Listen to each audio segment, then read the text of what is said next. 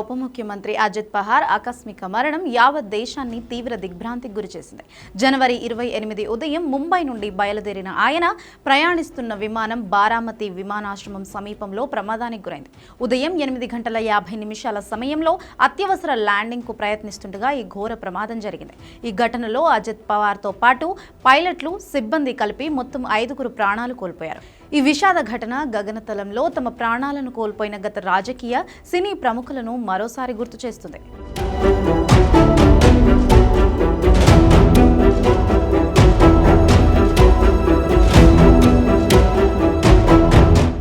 విజయ్ రూపానీ మాజీ గుజరాత్ సీఎం. గుజరాత్ మాజీ ముఖ్యమంత్రి విజయ్ రూపానీ 2025 జూన్ 12న జరిగిన విమాన ప్రమాదంలో కన్నుమూశారు. అహ్మదాబాద్ నుండి లండన్ వెళ్తున్న ఎయిర్ ఇండియా విమానం టేకాఫ్ అయిన కొద్ది నిమిషాల్లోనే సాంకేతిక లోపంతో కుప్పకూలింది. ఈ ప్రమాదంలో ఒక్కరు తప్ప ఆయనతో పాటు విమానంలో ఉన్న 242 మంది ప్రయాణికులందరూ మరణించడం దేశవ్యాప్తంగా విషాదాన్ని నింపింది. వైఎస్ రాజశేఖర రెడ్డి. ఉమ్మడి ఆంధ్రప్రదేశ్ రాజకీయాలను శాసించిన దిగవంత ముఖ్యమంత్రి వైఎస్ రాజశేఖర రెడ్డి మరణం ఇప్పటికీ తెలుగు ప్రజల గుండెల్లో ఒక తీరని వేదన.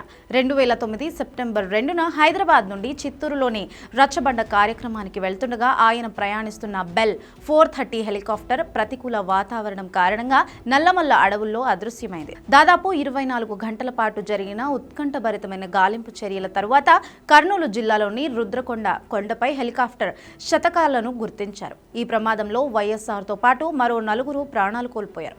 భారీ వర్షం, దట్టమైన మేఘాల వల్ల పైలట్లకు దిశ తెలియకపోవడం ఈ ప్రమాదానికి ప్రధాన కారణంగా చెప్పబడింది. జీఎంసీ బాలయోగి లోక్సభ స్పీకర్గా పనిచేసిన తొలి దళిత నేత, అత్యంత పిన్న వయస్కుడైన స్పీకర్గా పేరుగాంచిన జీఎంసీ బాలయోగి కూడా హెలికాప్టర్ ప్రమాదంలోనే మరణించారు. 2002 మార్చి 3న పశ్చిమ గోదావరి జిల్లా భీమవరం నుండి తిరిగి వస్తుండగా కృష్ణా జిల్లా కైకలూరు సమీపంలో ఆయన ప్రయాణిస్తున్న హెలికాప్టర్ ప్రమాదానికి గురైంది. ఉదయం పూట దట్టమైన పొగమంచు ఉండడం, హెలికాప్టర్ చాలా తక్కువ ఎత్తులో ఎగురుతూ ప్రమాదవశాత్తు ఒక కొబ్బరి చెట్టును ఢీకొట్టడంతో అదుపు తప్పి చేపల చెరువులో కుప్పకూలింది. ఈ ఘటనలో బాలయోగి అక్కడికక్కడే మరణించారు. డోర్జీ ఖండు అరుణాచల్ ప్రదేశ్ ముఖ్యమంత్రి. అరుణాచల్ ప్రదేశ్ ముఖ్యమంత్రిగా ఉన్న డోర్జీ ఖండు మరణం దేశాన్ని వారం రోజుల పాటు ఉత్కంఠకు గురిచేసింది.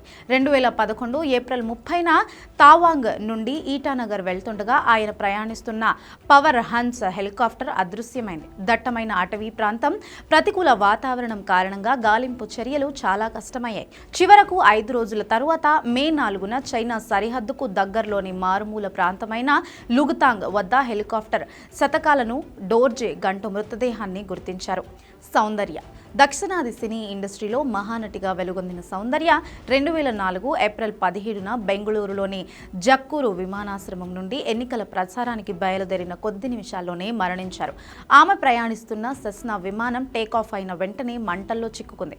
ఆ సమయంలో ఆమె 7 నెలల గర్భిణి కావడం అత్యంత బాధాకరమైన విషయం.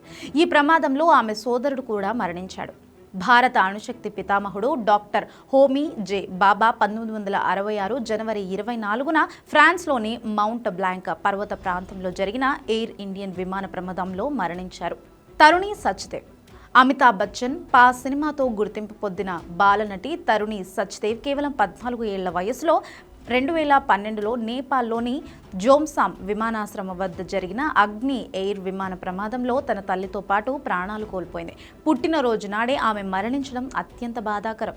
నేతాజీ సుభాష్ చంద్రబోస్. స్వాతంత్ర సమరయోధుడు నేతాజీ సుభాష్ చంద్రబోస్ 1945 ఆగస్టు 18న తైవాన్లో జరిగిన విమాన ప్రమాదంలో మరణించినట్లుగా చెబుతున్నారు. అయితే ఆయన మరణంపై ఇప్పటికీ అనేక భిన్నాభిప్రాయాలు ఉన్నాయి. ఈ ప్రమాదాలన్నీ సాంకేతిక లోపాలు లేదా ప్రతికూల వాతావరణం కారణంగానే సంభవించడం గమనార్హం. ఎందరో గొప్ప నాయకులను, ప్రతిభావంతులను ఈ విమాన ప్రమాదాలు బలికొనడం దేశ చరిత్రలోని విషాదకరమైన అంశం.